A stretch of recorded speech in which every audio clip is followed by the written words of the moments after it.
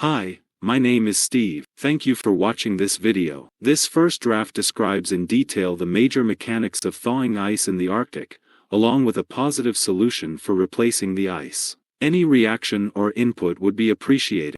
My email address is on the screen. Please respond with any comments you may have. This is a proposal that discusses ice fences in the Arctic as a means to consolidate and protect ice so that it will stay on the water throughout the summer. The loss of ice in the Arctic has disrupted a delicate food chain. The survival of many birds, fish, and mammals depend on this food chain. Working with the natural currents in the water, the chances are good that we can even rebuild the old ice that has been in the Arctic for thousands of years. This is one example of a tragedy that results from the loss of Arctic ice. This is algae that grows on the underside of the ice in the Arctic. It feeds organisms near the bottom of the food chain. One organism whose food supply feeds directly on algae are amphipods. They live in the silt at the bottom of the Arctic and they eat zooplankton that need algae to live. If there is no ice, then there is no algae and these amphipods begin to starve and become very tiny. The Arctic gray whale depends on these amphipods for food. In a long migration to the Arctic, the gray whale swims thousands of miles from the coast of Central America to spend months feeding on amphipods. These whales are not finding the food that used to be in the Arctic Ocean. Other baleen whales like humpbacks or rights feed on plankton, krill, or small fish in the water column. Grays are also baleen whales, but their favorite food is a high-fat content amphipod that lives on the bottom of the seafloor or in the benthic zone. So they're actually going down to the sediment, they're sucking in a bunch of sediment, and they bring in all these amphipods, and then they spit out all the sediment and water. And this whole food web is dependent on sea ice. We zoom in on the benthic amphipods, right? The ones that gray whales like the most, the fattiest, the best prey.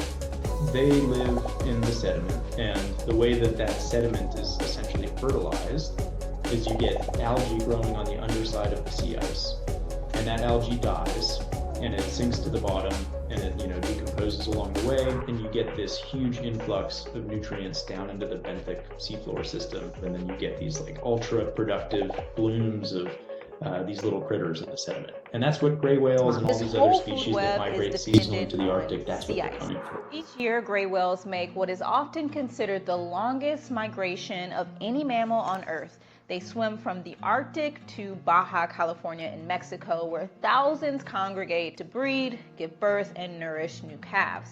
And they can be shockingly friendly, even curious to tourists.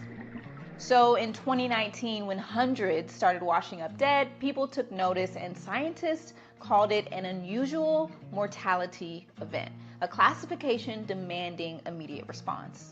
Another gray whale was found dead, which marks 5 reported strandings just this month. This whole food web is dependent on sea ice. This whole food web is dependent on sea ice. Maybe you have seen the time-lapse satellite video that NASA built using pictures taken of the Arctic over 30 years. The video shows the Arctic freezing and thawing over and over again. What is very interesting is how much anyone can learn about the characteristics of the currents in the Arctic just by watching closely. As you watch the ice disappearing more and more every year, you can start to see the causes behind this loss, and it isn't just warm sunshine. Let's have a look at the causes of global warming and how it affects the loss of ice in the Arctic.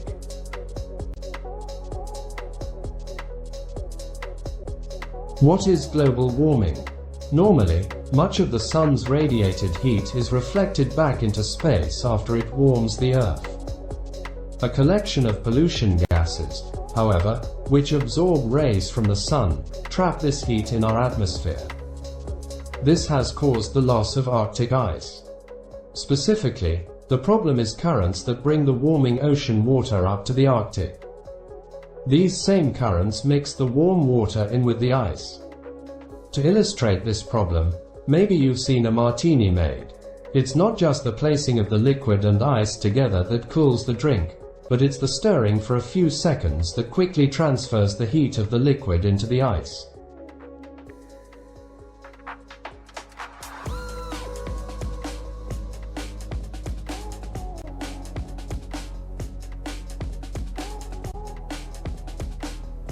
That is why this presentation centers around a sweet spot in the Arctic where the current slows way down.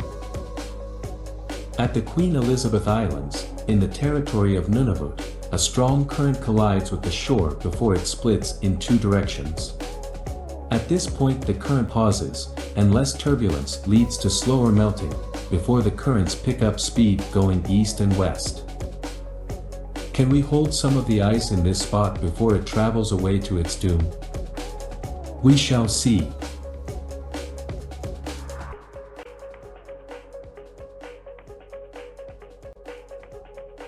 If we could see deep into the Arctic waters, we might see the results of currents caused by world tides. In this model, we see the constant Atlantic movement that brings water in from the southeast, bending to the west, causing a swirling motion north of Canada and Alaska called the Beaufort Gyre. A warmer current, note the orange line, moves in from the Pacific Ocean past Alaska. It is closer to the surface and its effects can be seen clearly, especially in the summer months as it melts ice very quickly. It follows the north coast of Russia following the top of the Beaufort Gyre and down past Greenland and spills into the Atlantic.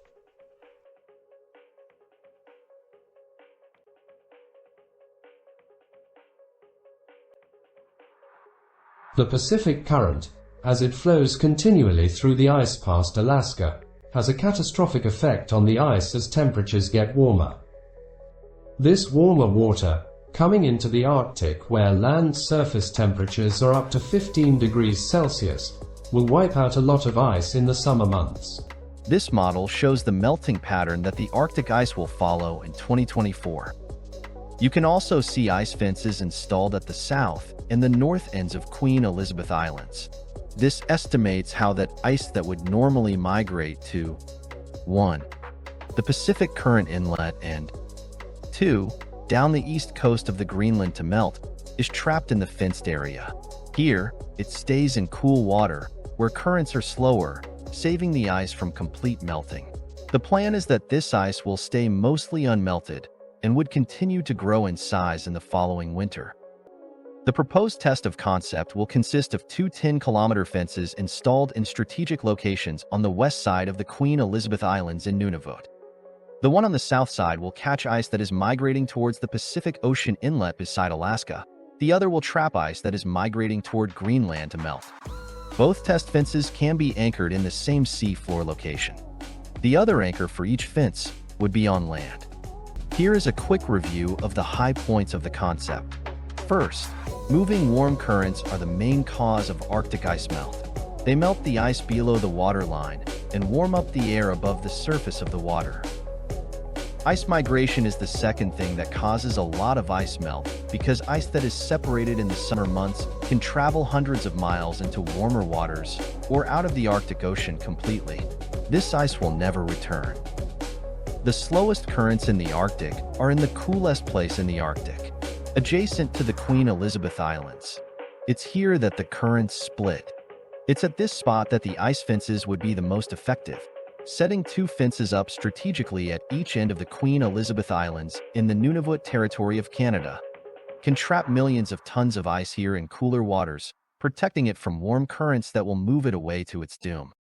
Incidentally, Greenland has a great opportunity to put in ice fences as well. Here, at the north end of the country where most of the Arctic ice moves out of the Arctic. As the ice sits between the fences during the summer months, it will partially melt and consolidate. Then it will freeze together in the winter into one iceberg.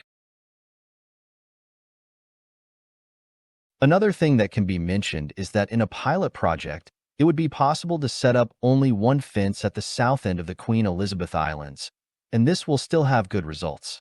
This is because there is still ice surviving the summer months that plugs the Nares Strait. So ice won't escape through here into the Baffin Bay. Because of this, a lot of ice can be trapped up against Greenland before it escapes over the north end of the country. Thank you for your time. I hope that you can see how practical this plan is. It works with nature using tidal currents and the temperature at the coldest place in the northern hemisphere. These will remain relatively close to what they are because of the Earth's movement relative to the Sun and the Moon. Even with current pollution emissions, this technique will re-establish ice in the Arctic starting from the Canadian shores building outward toward Russia and the United States. In the meantime, the oceans have lost the cooling of the Arctic ice, and side effects of massive amounts of water in the atmosphere are causing floods, avalanches, deaths and destruction. Ice on Greenland is thawing quickly, as a result of the loss of cooling from the Arctic ice. There is no time to waste, we have to look seriously at ice fences. Aside from a fund to save Arctic ice, this technique needs backing of the scientific community. Please give any input that you have. Thank you again.